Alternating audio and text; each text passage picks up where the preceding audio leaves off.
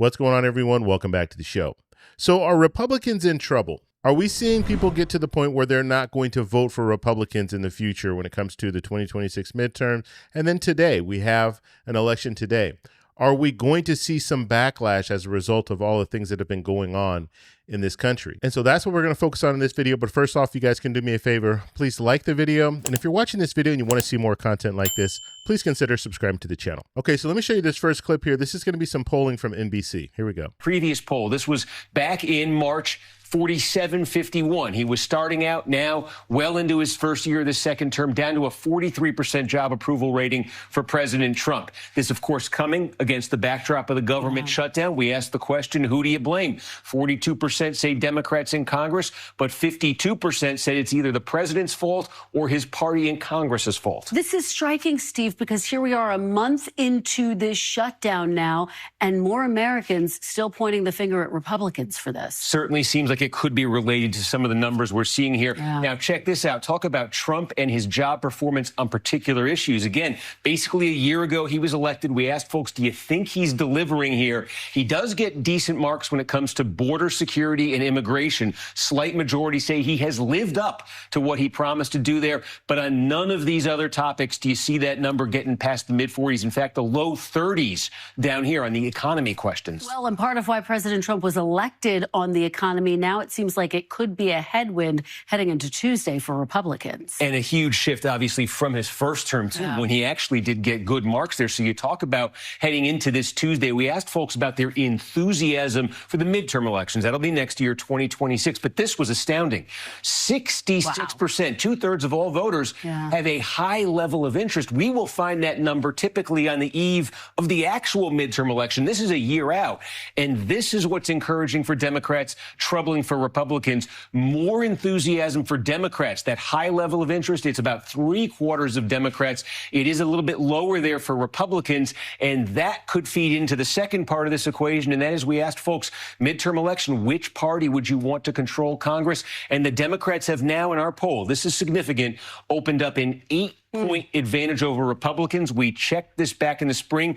It was dead even. That 8-point level is typically what you would find for a party that's poised for a big midterm election. That's the kind of lead Democrats had when they swept to power in Congress in Trump's first term. So we'll see if that holds now going forward, but that's a potentially big shift. Are there notes of... Okay, so you saw most of those polls favored Democrats. And that last thing that he was talking about there, the whole generic ballot, this is a big deal. Democrats have that 8-point lead. Okay, now this is an NBC poll. I'm going to show you overall, I'll show you a polling average, and it's a little bit lower than that.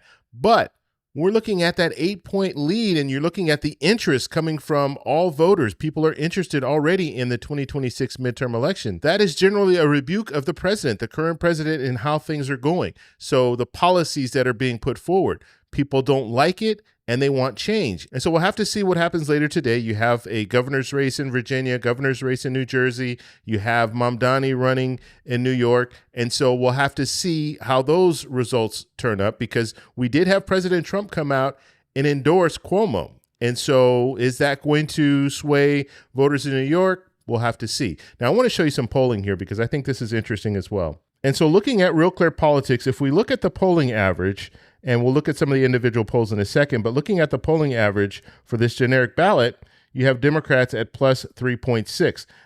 They've increased a little bit, okay, because they were down to about 1.6. Now they're at 3.6, and so we'll have to see if this is going to continue, if this continues to rise, or is this going to be, is this going to be the top for Democrats? If this is the top, that is concerning, because Real Clear Politics around this same time in 2018 was showing that Democrats had, the generic ballot had Democrats at like 8.4, 8.6. And so now when we compare that to 3.6, we don't really know if Democrats are going to be able to gain a lot of seats. Now, I am putting out videos right now where I do the AI model. AI model saying it's going to be about 21 seats that Democrats will pick up. All they need is to net 3 seats. If they net 3 seats, they will take back control of the House. But just looking at this, 3.6, is that enough to get Democrats over that bubble? And it probably is if you're just looking at this. And one thing that I didn't mention, back in 2018, when we saw that generic ballot at 8+%, Democrats were able to gain 40 seats. Okay, so 40 seats is a lot more than what they would need now in order to take the majority. And so Democrats had an 8-point lead in the generic ballot, and they were able to win 40 seats. Now, let's say if they had half that, let's say you had 4 points, a 4-point lead. Would that put you at around 20 seats, which pretty much is what the AI model is showing us now? We'll have to see if that's true. Now, let's go ahead and take a look at some of the individual polls. And the NBC poll that he was showing us is right here. So NBC News, this was conducted between 1024 and 1028. You had 1,000 registered voters. Interesting here, registered voters, not likely voters. Likely voters generally carry a little bit more weight because those are the people that go out and vote. Registered voters, just because you're registered to vote, you might not even participate in the process. You might not even vote. Nonetheless, you have 50 for the Democrats and 42 for the Republicans. The spread there is +8. So that's what they were talking about there. Now let's look at some of the latest polls. So you have CNN. They just put out a poll that was conducted between 1027 and 1030. You have 954 registered voters, 47 for the Democrats, 42 for Republicans, and the spread there is +5. Looking at a few more here, we have News Nation. This was conducted between 1027 and 1029. You have 1,159 likely voters. So this should carry a little bit more weight because it's likely voters.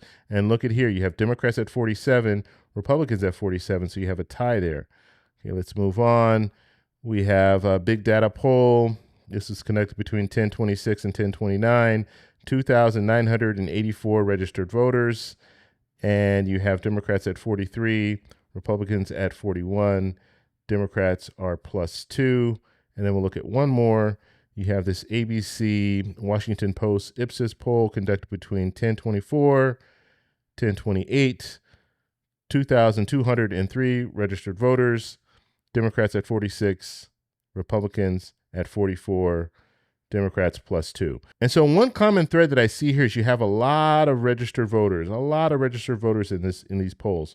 Okay, and you have only one likely voter, and that's showing it at a dead heat. And so one thing about Real Clear Politics, they're just taking all the different polls and they're not weighting anything differently. So likely voters, registered voters, it's all the same. I just did an AI model of the polling averages, and what I had it do is likely voters, registered voters, adults, and it ranks them and it gives you extra points if you're a likely voter over a registered voter over an adult. So the fact that Real Clear Politics doesn't do this is just showing us that average. Okay, so you're getting everything when it comes to registered voters. And I don't know how much they're asking about these registered voters. Are they asking when was the last time that you voted? And they're saying registered voters. Are they asking the likely voters? Did you vote in the last election? All of this. Are they asking those questions? And those are important questions to know. Okay, so I just wanted to show you this really quickly, and we'll see the results later today and tomorrow. But we have the New Jersey governor race. You have Cheryl there. She is +3.3. Now, this is a polling average, okay? So they're showing you all the different polls. You have a race in Virginia for governor. Spamberger right now is +10.2.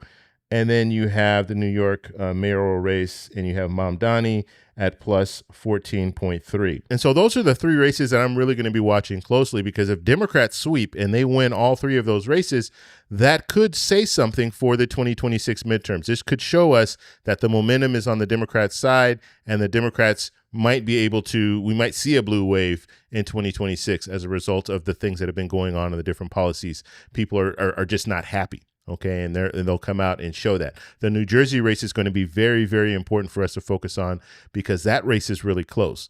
And so because that race is close, will a Democrat be able to win, or will you have the Republican winning in New Jersey? So that's one of the races I'm really going to be keeping my eye on. When it comes to Virginia, it's likely to go to the Democrat. When it comes to Mamdani, he's likely to win in New York. But New Jersey, that's one of those races we're going to have to watch closely. Okay, and the last thing I want to take a look at here, and this is Real Clear Politics again that I'm using. And so what we're looking at here is President Trump's job approval when it comes to inflation, okay?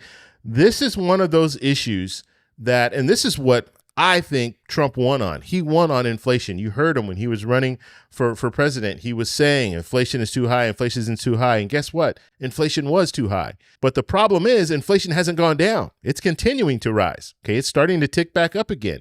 If the current administration doesn't have an answer to inflation and we still see inflation high in 2026, you can almost guarantee there's going to be a blue wave, because people are very, very upset when it comes to inflation. When they go to the grocery store, they're paying a lot for groceries, and they're not happy about that. And they weren't happy about that back a year ago, and they let the politicians know that they weren't happy about that. And they're still not happy about that, because if you look at the latest polling here, you see, and this is the polling average. This is amazing when you're looking at these numbers. The spread right now is minus 25.2. So if you look at disapproval right now is at 60.9. Approval is at 35.7. That's crazy when you think about it. You have a lot of people, the vast majority of the American people are saying, look, inflation is out of control. You have to do something about inflation. Okay, let's look at a few of the individual pollsters here. You have CBS News. This was conducted between 10/29 and 10/31. You have 2,124 adults. You have 34 approve and disapprove 66. The spread there is minus 32. Looking at a big data poll, this was conducted between 10/26 and 10/28, 2,984 registered voters, approval at 38, disapproval at 58. The spread there was minus 20. You have the Economist YouGov poll conducted between 10/24 and 10/27, 1,476 registered voters, approval at 36, disapproval at 60. The spread there is minus 24. And we have Reuters Ipsos. This will be the last one here, 10/24, 10/26. And you had 1,018 adults, and you had the approval at 27, disapproval at 63. The spread there was minus 36. And you see all the spreads here are double digits, all of them. And the reason why inflation is so important is because it has an impact on all of us. When we're talking about crime, when we're talking about immigration, we're talking about some of these different issues, it might not touch everyone.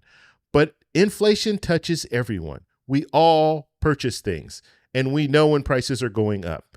And so because of that, if you're going, you want to buy coffee or you want to go buy meat at the grocery store, you know those prices are high. You know that that's an issue. When you just go to the grocery store in general and you get 2 or 3 bags and you pay $100, you know that's ridiculous. And it impacts all of us. And because this impacts everyone, it's hard to tell people otherwise. It's hard to tell people that things are okay. I just saw an interview with President Trump saying that, no, things are okay when it comes to the groceries are going down. The only price that's going up is beef. That's not true. Prices are going up in a lot of different categories. Coffee. How many people drink coffee every day?